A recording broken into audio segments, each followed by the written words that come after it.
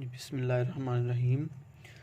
Lecture number 3 है हमारा आज का प्रोबेबिलिटी डिस्ट्रीब्यूशंस के बारे में कि प्रोबेबिलिटी डिस्ट्रीब्यूशंस क्या होती हैं और कितने टाइप्स की होती हैं।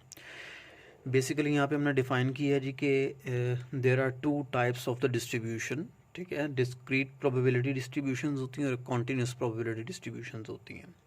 डिस्क्रीट और कॉन्टीन्यूस का एक ओवरव्यू सा दे देता हूँ मैं यहाँ पे कि डिस्क्रीट डिस्ट्रीब्यूशन में आपने ये बात याद रखनी है कि जब भी डिस्क्रीट डिस्ट्रीब्यूशंस की बात हो रही होगी तो आपने एग्जैक्ट वैल्यूज़ जो हैं एक्स की वो आपने यूटिलाइज़ करनी है।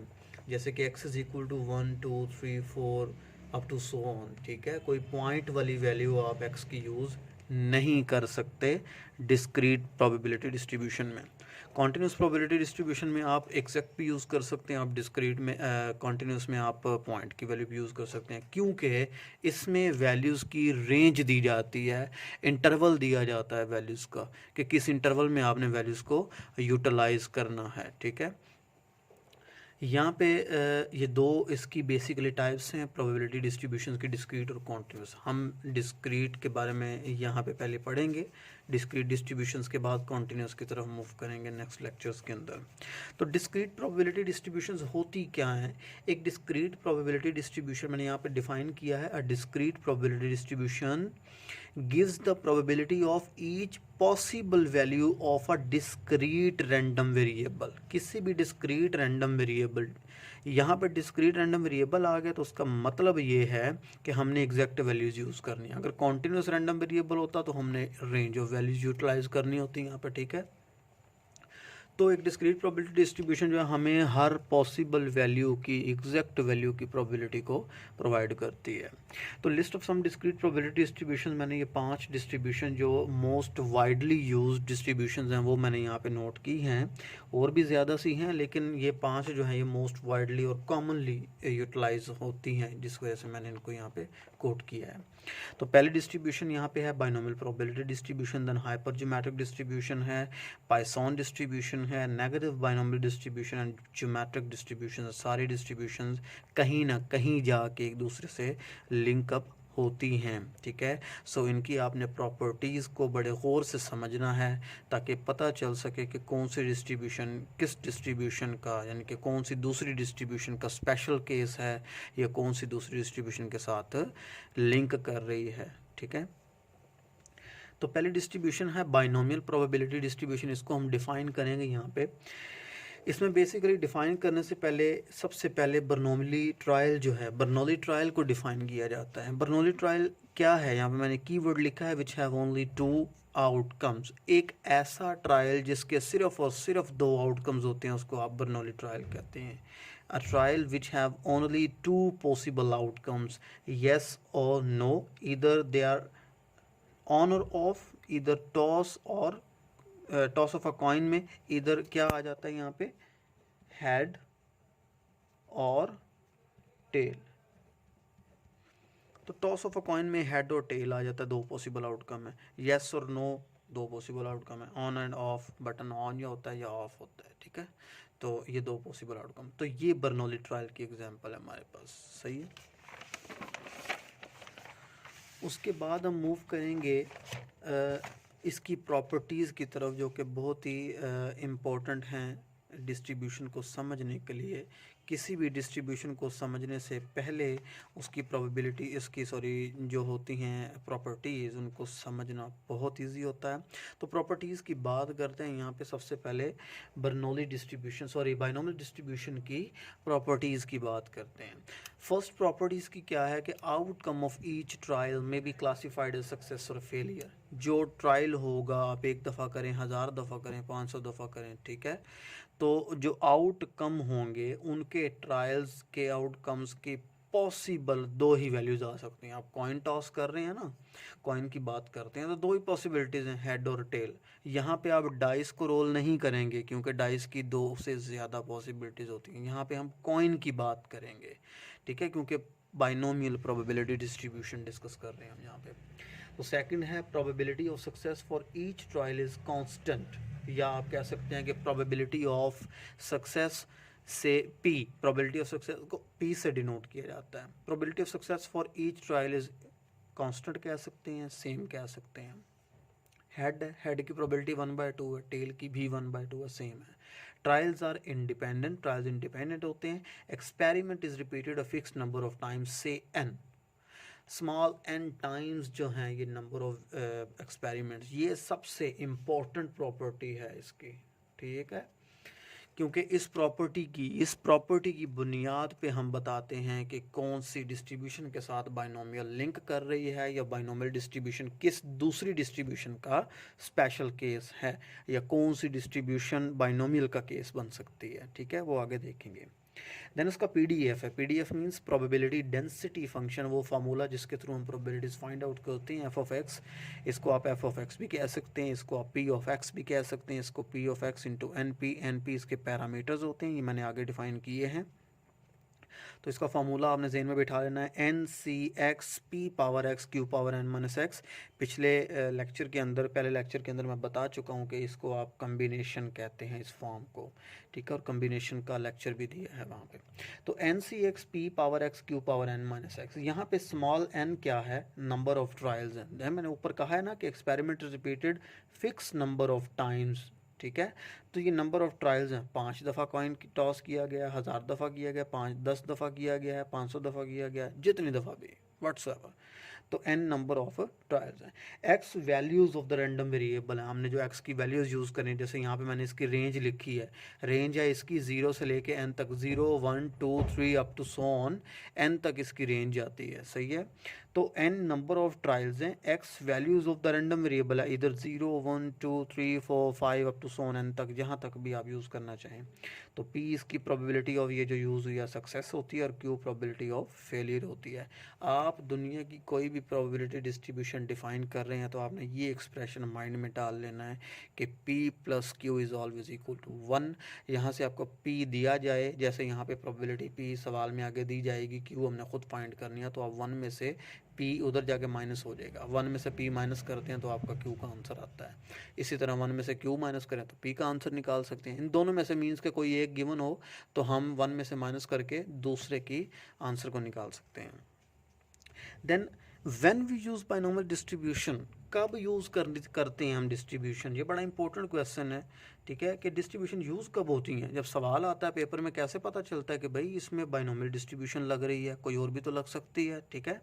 So the binomial distribution is appropriate when a random sample of size n, ये मैंने निशान सा साइन सा बनाया, निशान बनाया, इसका मतलब है कि इसके नीचे ये है। The binomial distribution is appropriate when a random sample of size small n is drawn from a finite population of size capital N। जब पॉपुलेशन में से, अब पॉपुलेशन का साइज कैपिटल एन होता है, सैंपल का स्मॉल एन, जब population finite population में से आप ड्रा करते हैं कोई सैंपल, तो तब आप बाइनोमियल लगा सकते हैं। इनफाइनाइट में से भी ड्रा कर सकते हैं आप सैंपल, नो डाउट उस पर भी आपकी बाइनोमियल डिस्ट्रीब्यूशन लग सकती है। तो वो वहाँ पे फिर आपको देखना होगा कि जो आपकी सैम्पलिंग डिस्ट्रीब्यूशन है वो विद रिप्लेसमेंट है या विदाउट रिप्लेसमेंट आप सिलेक्शन कर रहे हैं, ठीक है।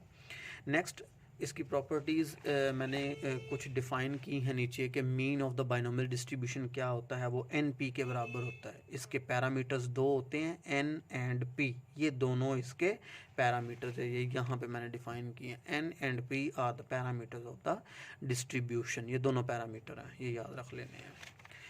उसके बाद इसकी एक्सपेक्टेड वैल्यू ऑफ एक्स, मतलब इसका अरिथमेटिक मीन जो होता है वो हमारा एन पी के बराबर होता है। इसका जो वेरिएंस है बाइनोमियल डिस्ट्रीब्यूशन का, variance of X N P Q के बराबर होता है, और जो इसका स्टैंडर्ड डेविएशन होता है वो एन पी क्यू के स्क्वायर रूट के बराबर होता है, क्योंकि हम जानते हैं कि standard deviation is the positive square root of the variance, ठीक है जी। उसके बाद इसके स्क्यूनस कर्टोसिस आते हैं, उसके बारे में इंशाल्लाह मैं सेपरेटली जो है एक लेक्चर प्रिपेयर करूँगा, इंशाल्लाह अपलोड करूँगा, जिससे हमें पता चल सकेगा कि स्क्यूनस क्या होती है और कर्टोसिस क्या होते हैं। उसके बाद क्वेश्चन की तरफ आ जाते हैं कि क्वेश्चन आता है पेपर में तो उसको कैसे हल करना है जी, कि ये बाइनोमियल का है या किसका है, ठीक है। तो यहाँ पे हम देखते हैं जी, क्वेश्चन है, a fair coin is tossed 5 times, एक कॉइन को 5 दफ़ा टॉस किया गया है, find the probabilities of obtaining various numbers of heads tails. यानी वेरियस नंबर ऑफ हेड्स की प्रोबेबिलिटी फाइंड करनी है, डिस्ट्रीब्यूशन मुकम्मल बाइनोमियल। फिर टेल्स की मुकम्मल डिस्ट्रीब्यूशन हम फाइंड आउट करेंगे। तो पहले हम हेड्स की बात करते हैं यहाँ पे, ठीक है, कि हेड्स की प्रोबेबिलिटी डिस्ट्रीब्यूशन कैसे फाइंड की जाएगी। सबसे पहले आपने देखना है कि वो जो मैंने 4 प्रॉपर्टीज़ आपको लिखवाई थी कि आउटकम्स जो हैं वो क्लासीफाई किए जाते हैं सक्सेस और फेलियर में। प्रोबेबिलिटी ऑफ सक्सेस जो है वो हर एक ट्रायल के लिए कांस्टेंट होती है, ट्रायल्स इंडिपेंडेंट होते हैं and experiment fix number of time repeat किया जाता है। क्या वो प्रॉपर्टीज़ पोजेस हो रही हैं? अगर वो पोजेस हो रही हैं, अगर ये सवाल उन प्रोबेबिलिटीज़ को, उन प्रॉपर्टीज़ को पोजेस कर रहा है तो बाइनोमियल लगेगी, अदरवाइज कोई और डिस्ट्रीब्यूशन है। तो यहाँ पे हम देख लेते हैं 5 टाइम्स कॉइन टॉस हुआ है, फिक्स नंबर ऑफ टाइम होना चाहिए। चौथी प्रॉपर्टी जो थी वो फुलफिल हो गई कि फिक्स नंबर ऑफ टाइम्स हम इस एक्सपेरिमेंट को जो है वो रिपीट करते हैं। तो 5 टाइम कॉइन टॉस हुआ है, fix number of time. Find the probability of obtaining various number of heads. तो हेड की प्रोबेबिलिटी हमें पता है कि कॉइन की प्रोबेबिलिटी क्या होती है, हेड की एक साइड की प्रोबेबिलिटी 1/2 होती है। तो P 1/2 है। अगर आप एक कॉइन को 1000 दफ़ा भी टॉस कर लें तो प्रोबेबिलिटी 1/2 ही रहनी है। एक कॉइन को लाख दफ़ा टॉस कर लें तो तब भी प्रोबेबिलिटी 1/2 ही रहनी है। P का मतलब है यहाँ पे प्रोबेबिलिटी ऑफ सक्सेस। अगर हम हेड को देख रहे हैं तो ये हेड की प्रोबेबिलिटी है, अगर टेल को देख रहे हैं तो टेल की है। हम फिलहाल हेड को देख रहे हैं, टेल की बात नहीं मैं कर रहा। तो हेड की प्रोबेबिलिटी है P, ये n इज इक्वल टू 5 है हमारा, ठीक है। और x, अब ये याद रखना है कि अगर n 5 है तो रेंज आपने हमेशा 0 से स्टार्ट करनी है, क्योंकि बाइनोमियल की 0 से 5 होती है। 2 प्रॉपर्टीज़ फिल हो गई। तीसरी, ट्रायल्स कॉइन तो होते ही ट्रायल्स इंडिपेंडेंट हैं। तीसरी प्रॉपर्टी भी दूसरी जो इसकी प्रॉपर्टी थी वो भी फुलफिल होगी। अब प्रॉपर्टी एक रह गई है इसकी, वो कौन सी है कि सक्सेस और फेलियर जो है इसके आउटकम होते हैं। तो जाहिर है अगर हेड आ जाएगा तो सक्सेस, दूसरा क्या हो जाएगा, फेलियर। तो ये प्रॉपर्टी भी फुलफिल होगी। इसका मतलब है कि यहाँ पे बाइनोमियल डिस्ट्रीब्यूशन अप्लाई होगी। तो हमने यहाँ पे P और N निकाला जो हमें क्वेश्चन में गिवन था, N और P हमें पता है 1/2 है। तो Q क्या होगा, तो वही एक्सप्रेशन P + Q = 1 के थ्रू मैंने यहाँ पे Q = 1 - P करके 1 में से -P किया। P की वैल्यू 1/2 है, तो ये आंसर 1/2 आता है। Q का आंसर भी यही आ गया, ठीक है। और P का आंसर जो है वो भी 1/2 है, और N जो है हमारा वो भी क्या है, 5 है यहाँ पे, सही है। तो अब इसका ये फार्मूला है जो PDF मैंने पीछे लिखवाया था, ये उसका PDF है बाइनोमियल का, क्योंकि अब बाइनोमियल लगनी है। तो मैं यहाँ पे लिख रहा हूँ P of x = 5cx, n की जगह पे 5 लिख दिया। ये ऊपर गिवन है, x हमें नहीं पता अभी, यानी कि x हमें पुट करने हैं हमने ना। तो P हमें पता है 1/2 की पावर x, और Q भी हमें पता है, निकाला है हमने 1/2 की पावर 5 - x। ये मैंने 5 क्यों पुट किया 1/2, क्योंकि प्रोबेबिलिटी कांस्टेंट रहती है, तो 1/2 पुट कर दिया मैंने। n भी सेम रहना है, n को चेंज तो नहीं करना हमने, इसमें आगे चलेंगे तो आपको पता चलेगा। अब हमने प्रोबेबिलिटी डिस्ट्रीब्यूशन फाइंड करनी है। 5 दफ़ा कॉइन टॉस करते हैं तो ये भी हो सकता है कि आपका हेड ना आए, क्योंकि हम हेड की देख रहे हैं प्रोबेबिलिटी, ये ज़हन में रखना है डिस्ट्रीब्यूशन। ये भी हो सकता है कि हेड ना आए, ये भी हो सकता है कि एक दफ़ा हेड आए 5 दफ़ा टॉस करने में, ये भी हो सकता है कि 5 दफ़ा टॉस करने में 2 दफ़ा हेड आ जाए, 3 दफ़ा, 4 दफ़ा, या 5 की 5 दफ़ा हेड आ जाए। तो हम सारों की पॉसिबिलिटीज़ को देखेंगे, इसी का नाम प्रोबेबिलिटी है। तो यहाँ पे प्रोबेबिलिटी ऑफ, सबसे पहले हमने नो हेड, जब हमारा कोई हेड नहीं आता तब क्या प्रोबेबिलिटी होती है, तो उसको हम कहते हैं प्रोबेबिलिटी ऑफ x = 0। 0 का मतलब है नो हेड, तो x की वैल्यू हमने यहाँ पे 0 यूटिलाइज कर रहे हैं। तो 5cx, आपने जस्ट क्या करना है, की पॉइंट है कि यहाँ पे x की जगह पे वैल्यूज़ चेंज करते जाना है, बाकी सब फिक्स रहेगा। x की जगह वैल्यू चेंज करते जाएंगे तो आपके आंसर्स आते जाएंगे। पहले x की जगह 0 पुट करेंगे, क्योंकि हम नो हेड की फाइंड करें। 5c 0, 1/2 की पावर x थी तो 0, 5 - x थी तो 5 - 0। तो ये 5c 0 ये कैलकुलेटर पे करेंगे तब भी 1 आएगा। अब अगर कम्बिनेशन का फार्मूला जो मैंने डिफाइन किया है पहले लेक्चर में, कम्बिनेशन का फार्मूला लगाते हैं तब भी ये 5c 0 का आंसर 1 ही आता है। तो ये है हमारे पास 1/2 की पावर 0, ये भी 1 आता है। 1/2 की पावर ये 5 - 0 5, यानी कि 1/2 की पावर 5, यानी कि 32, 1/32।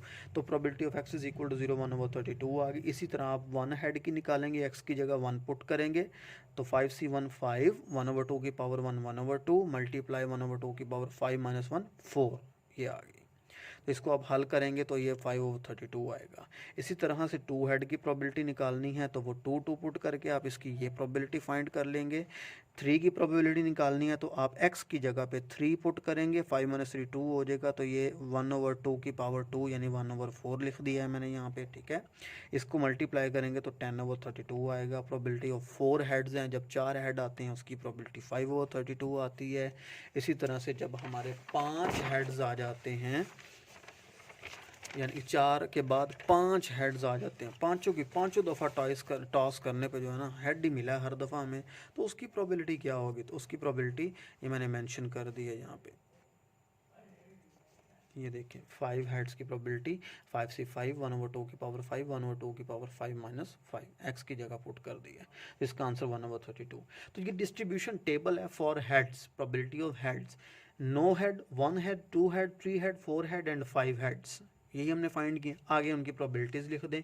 यहाँ तक इसको आप एक दफ़ा छोड़ दें इस चीज़ को, तो यहाँ तक जो है आपका सारा टेबल जो है प्रोबेबिलिटी का वो तैयार हो चुका हुआ है। अब आपने चेक करना है कि जो प्रोबेबिलिटीज़ हमने निकाली हैं ये ठीक भी निकली हैं या गलत हैं, इनमें से कोई गलत तो नहीं है। तो वो चेक करने का तरीका है आप इन सब को ऐड कर दें, क्योंकि सम ऑफ ऑल द प्रोबेबिलिटीज़, ये भी फर्स्ट लेक्चर में डिफाइन हो चुका हुआ है कि जितनी भी प्रोबेबिलिटीज़ आप निकालें एक क्वेश्चन की, वो सब का आंसर 1 आना चाहिए। उनको जमा करने से आंसर 1 आना चाहिए, ठीक है। इन सब को सम कर लें तो आंसर हमेशा 1 आएगा आपका। अगर 1 है तो इसका मतलब है ठीक है डिस्ट्रीब्यूशन, अगर 1 नहीं है तो आप इनको दोबारा चेक करेंगे, पीछे कहीं कोई गलती हुई है, ठीक है।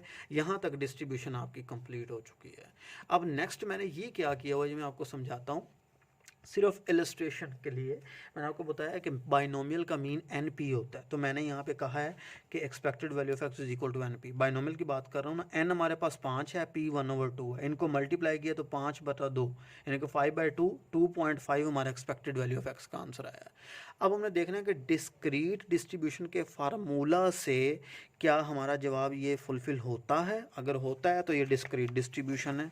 अब यहाँ पे देखेंगे कि ये है डिस्क्रीट का formula, by using the discrete formula. Discrete formula क्या है? Expected value of x is equal to sum of x p of x। यहाँ पे आप लिख लें x is equal to 0 to 5, क्योंकि हम 0 से 5 तक इस सवाल में यूज़ कर रहे हैं। 0 से 5 तक जाएंगे x p ऑफ x। आपने क्या करना है, हर x और px को आपस में मल्टीप्लाई करना है। जो आंसर आएंगे उन सारे आंसर्स को आपने सम कर लेना है। सम का मतलब यही है, 0 से 5 तक हमने इनके आंसर्स को सम करना है। तो यहाँ पे देखें मैंने हर x को 0 को पहली प्रोबेबिलिटी से करस्पॉन्डिंग से मल्टीप्लाई कराया, 0 आया। 1 को उसकी करस्पॉन्डिंग प्रोबेबिलिटी से मल्टीप्लाई कराया 5/32 से, तो ये आंसर आया। तो सबको मल्टीप्लाई करवाते रहें आपस में, ये सारे आंसर आ जाएंगे। एंड में आप सबको जमा कर लेंगे तो 80/32 आंसर आ जाएगा, ठीक है। ये सम ऑफ, देखेंगे एक्स पी ऑफ एक्स निकाले हैं, जब इन सारों को मैं जमा करके एक जवाब निकालूंगा ना, तो इस एक जवाब का मतलब है कि इसके साथ सम लग चुका है अब, यानी कि sum of x p of x का आंसर ये 80/32 है। तो ये देखें sum of x p of x की जगह मैंने 80/32 पुट किया है। इसको आप मज़ीद समराइज करेंगे काट के, जैसे आप कहते हैं, तो 5/2 आता है, 2.5। तो ये सेम आ गया, इसका मतलब है कि ये डिस्क्रीट प्रोबेबिलिटी डिस्ट्रीब्यूशन। इसी तरह से वेरिएंस हमें पता है कि वो NPQ होता है, तो मैंने n multiply by p multiply by q किया है, तो ये 5/4 यानी कि 1/1.25 आया, ठीक है। तो ये तो आ गया। अब हम चेक करेंगे कि डिस्क्रीट के फार्मूला से क्या यही आंसर आता है वेरिएंस का। तो ये याद रखना है आपने, डिस्क्रीट का वेरिएंस का फार्मूला ये होता है डिस्क्रीट डिस्ट्रीब्यूशन के लिए, डिस्क्रीट वेरिएबल के लिए, ठीक है। तो ये है एक्सपेक्टेड वैल्यू ऑफ एक्स का square minus expected value of X whole का स्क्वायर, वेरिएंस ऑफ एक्स, ठीक है। तो एक्सपेक्टेड वैल्यू ऑफ एक्स तो हमने फाइंड कर ली है अभी पीछे, जो कि हमारी 2.5 आई है, जिसको आप 15/2 भी कह सकते हैं, सॉरी 5/2 भी कह सकते हैं, ठीक है। तो वो आंसर आया था हमारा, ठीक है। Expected value of x square नहीं है, ये हम फाइंड करेंगे। Expected value of x square find करने तो सम ऑफ, यहाँ पे आप कह लें x varies from 0 to 5, x square ये मैं डिफ़ाइन कर चुका हूँ पहले लेक्चर में कि एक्सपेक्टेड वैल्यू जिसकी फाइंड कर रहे होते हैं जिस चीज़ की, सम के बाद वही आता है और फिर प्रोबेबिलिटी उस वेरिएबल की एक्स स्क्वायर की नहीं आएगी यहाँ पे, एक्स की प्रोबेबिलिटी हमेशा फंक्शन हमेशा एक्स का होता है, एक्स स्क्वायर का नहीं होता ये यहाँ पे, ठीक है। तो सम ऑफ एक्स स्क्वायर, यहाँ पे अगर एक्स क्यूब होता तो sum of x cube p of x करता मैं, तो sum of x square p of x. अब मुझे x square p of x चाहिए, तो यहाँ पे मैंने क्या किया है, इसकी तरफ वापस आ जाते हैं। हर एक्स को स्क्वायर किया है, स्क्वायर करने के बाद मैंने पी एक्स से इस पी एक्स से मल्टीप्लाई करवाया। देखें जीरो का स्क्वायर जीरो आता है, इसको पी एक्स से मल्टीप्लाई करवाया तो जीरो आ गया। वन का स्क्वायर वन आता है, इसको 5/32 से मल्टीप्लाई कराया तो 5/32 आ गया।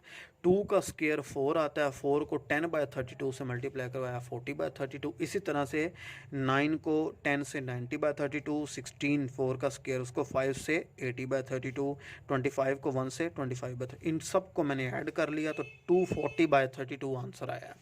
तो ये मैंने यहाँ पे 240/32 expected value of x square की जगह पुट कर दिया। इसको आप मज़ीद समराइज़ करें तो ये 15/2 बनता है, अगर आप इसको कैंसिल आउट करें तो 15/2। तो अब आप इसको इक्वेशन नंबर, मैंने इसको 1 कहा हुआ ऊपर, तो इक्वेशन नंबर 1 में इसको पुट करेंगे, expected value of x square की जगह पे उसकी वैल्यू पुट करेंगे जो 15/2 निकाली है हमने, माइनस ये वाला एक्सपेक्टेड वैल्यू ऑफ एक्स हमारी 5/2 है, ये हम पहले फाइंड कर चुके हैं, उसके ऊपर स्क्वायर है तो उसके ऊपर स्क्वायर आ जाएगा। इसको आप लिख सकते हैं 15/2 माइनस 5 का स्क्वायर 25 ओवर 2 का स्क्वायर 4। इसको आप एलसीएम लेके हल करेंगे तो ये आपका 5/4 यानी कि 1.25, यानी कि सेम एज अबव आपका ये आंसर आ चुका हुआ है, ठीक है। उसके बाद ये प्रैक्टिस के 2 क्वेश्चंस हैं, 2-3 क्वेश्चंस मैंने यहाँ पे किए हैं दो। An event has probability P 3/8 probability given कर दी गई है आपको। Find the complete binomial distribution for n = 5। तकरीबन मिलता जुलता सवाल है। एन एक्स की वैल्यू 0 से 5 तक यूज़ करनी है, पी दिया है, यहाँ से आप क्यू निकाल लेंगे 1 - p करके, ठीक है। फार्मूला बाइनोमियल का लगाएंगे तो आंसर्स निकाल लेंगे इसके सारे। इसी तरह से यहाँ भी p गिवन है आपको और आपको कहा हुआ है कि n = 4 है। n = 4 का मतलब है 0 से 4 तक वैल्यूज़ यूज़ करेंगे तो, और इन सब की आपने प्रोबेबिलिटीज़ फाइंड करनी है। याद रखना है कि 3/2 है, हिंट दे देता हूँ, तो ये 3/2 पॉइंट आता है। x पॉइंट में मैं पहले डिफाइन कर चुका हूँ शुरू में कि x डिस्क्रीट वेरिएबल है, वो पॉइंट की वैल्यू नहीं यूज़ कर सकता, वो एग्जैक्ट वैल्यूज़ यूज़ कर, तो इसकी प्रोबेबिलिटी जो है वो 0 होगी। ये 6 है, हमारे ट्रायल जब 4 हैं तो हमने 6 की फाइंड करनी है। तो जब ट्रायल से ज़्यादा की फाइंड करनी होती है वो कभी भी आंसर नहीं आएगा, क्योंकि 4C6 आपका आंसर मैथ एरर आएगा। ये आप निकाल के देखिएगा, इन सवाल को हल कर लीजिएगा सवालों को, ठीक है जी। आई होप कि आपको बड़ी अच्छी समझ आई होगी इंशाल्लाह। अच्छा डिफ़ाइन करने की कोशिश की है मैंने। मज़ीद फिर भी कोई क्वेश्चन हुआ तो आप कमेंट करके पूछ सकते हैं। Thank you so much.